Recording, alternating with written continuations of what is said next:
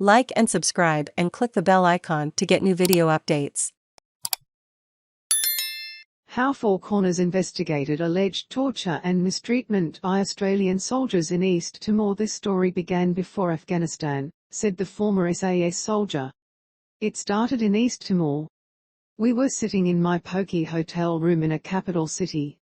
For several hours he had been telling me about what he saw in Afghanistan and the people he served alongside.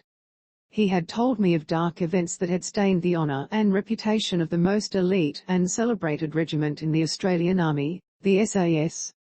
The stain he was telling me about were war crimes. It wasn't the first time I had been told to delve further back in time in a bid to understand where the culture of the SAS had started to go rogue. Other former members of the regiment had hinted that something had happened in East Timor. Something bad. But I had my crosshairs on Afghanistan. East Timor would have to wait. Then, as my stories about Afghanistan were published, emails about the SAS in East Timor began popping into my account.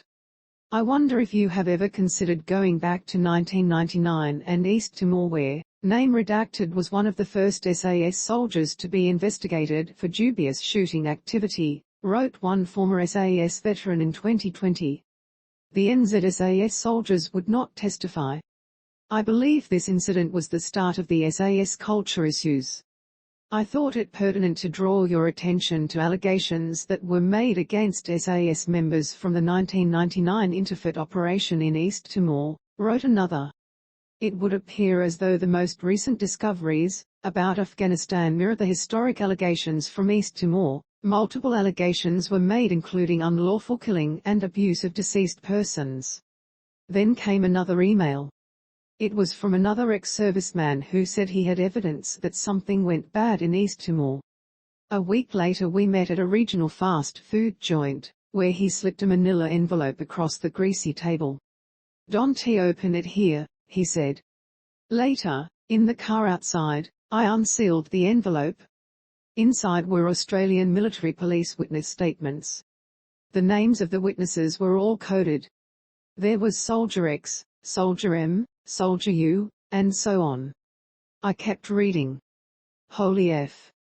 The witnesses were New Zealand SAS soldiers, and what they were alleging against an Australian colleague during their deployment in East Timor was shocking.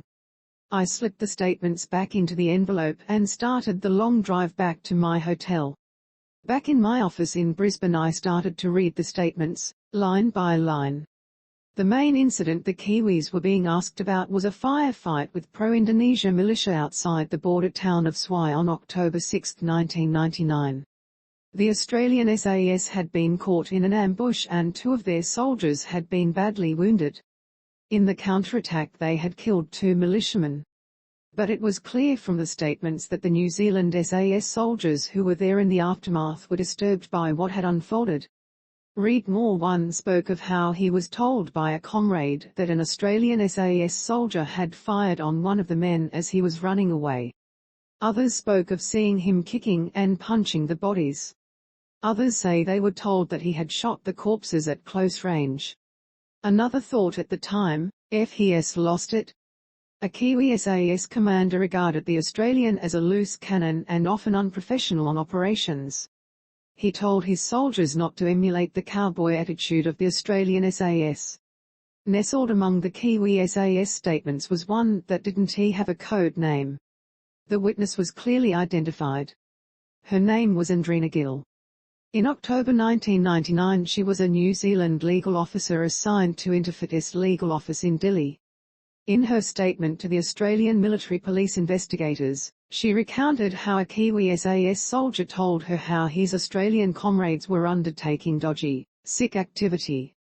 But the events around the Swai killings were not the most shocking allegation in Andrina Gill's statement.